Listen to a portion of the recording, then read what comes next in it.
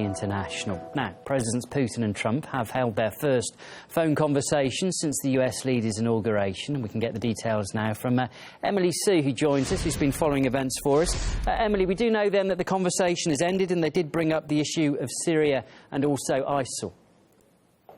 Well, Andrew, this news literally just came in. We can now confirm that the two leaders have, in fact, discussed Syria, and they have also discussed the importance to fight terrorism. And also, reports we've been reading indicate that Donald Trump will sign an executive order to get his team to come up with a strategy against ISIS within 30 days' time. Now, of course, it is too early to say what will be part of this strategy. But before this phone call tonight, Trump has repeatedly stressed on the importance of cooperation with Russia when it comes to the fight on terror here.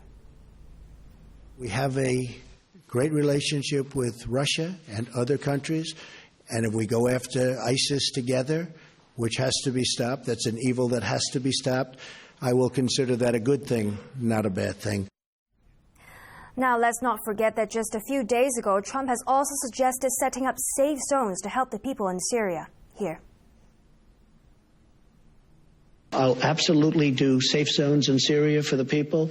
I think that Europe has made a tremendous mistake by allowing these millions of people to go into Germany and various other countries. And all you have to do is take a look. It's a disaster what's happening over there. Now, judging on that soundbite, setting up safe zones may sound like a good idea to help the people in Syria. But what Trump did not elaborate on is the fact that this may lead to an increase of American military involvement in the Syrian conflict. And this idea has also raised a lot of eyebrows, and particularly in Russia, because setting up safe zones would mean that there would be isolated territories inside Syria that is under U.S. control, and this may pave the way towards a U.S. intervention in the war-torn country. And now, it will be interesting to see how this cooperation between Russia and the U.S. will pan out. I mean, especially given that the previous U.S. administration, they have broke off ties with Russia over Syria. So the next big question really is if the two sides will be able to mend those ties. Here's my report on that. Will Trump be able to hit the reset button on U.S.-Russian ties?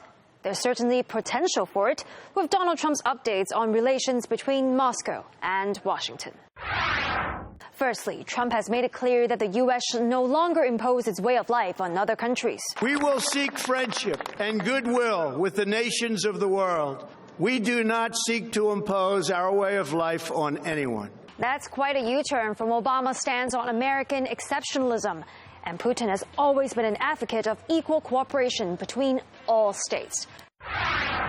Trump and Putin also share the same vision for the fight on terror. The U.S. leader has pledged to put an end to regime change as a strategy, while Putin says crushing the terrorists should always be the priority. We go out together and knock the hell out of ISIS, because that's a real sickness. You know, the whole ISIS thing is a real sickness. The presidents see eye to eye on global trade deals such as the Trans-Pacific Partnership too. TPP was high up on Trump's list of things to scrap after his inauguration. We've been talking about this for a long time. Thank you. Great thing for the American worker, what we just did. And even before Trump was in the picture, Putin described the agreement as yet another attempt by Washington to create regional economic cooperation only it will benefit from. So are these updates compatible for both nations, and will it bring about a smooth reset in relations? Well, not quite. A number of other issues could still corrupt cooperation. Firstly, Trump's idea of creating a safe zone for refugees in Syria. The Kremlin has already warned Trump against not consulting Moscow first. Trump also admits a strong military is more important than a balanced budget. But that won't please Moscow, given America's involvement in NATO's deployment of thousands of troops on Russia's doorstep. And then there's Israel. Trump has already given his approval for building settlements in occupied territory and says the U.S. embassy should be moved to Jerusalem. But Moscow for decades has pushed to reach a two-state solution to end the Israeli-Palestinian conflict. With Trump's foreign policy updates likely to be installed in the coming months, a reset of U.S.-Russian relations is possible. But a click on the wrong button could see a factory reset to times of old. Emily Sue there. Well, earlier, the Deputy Director of the US Middle East Alliance to support Trump told me that he thinks both Russia and the US will find common ground in defeating terrorism. It's in the interest of both Russia, the United States, and the whole free world, and in fact the Muslim world, that the Islamic State is thoroughly and completely destroyed. President Trump has made a key point of discussing the threat of radical Islamic terror in the past few days.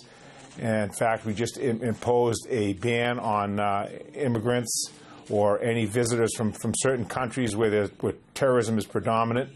So I think that it will be good for the Russians and good for the Americans if ISIS is thoroughly decimated.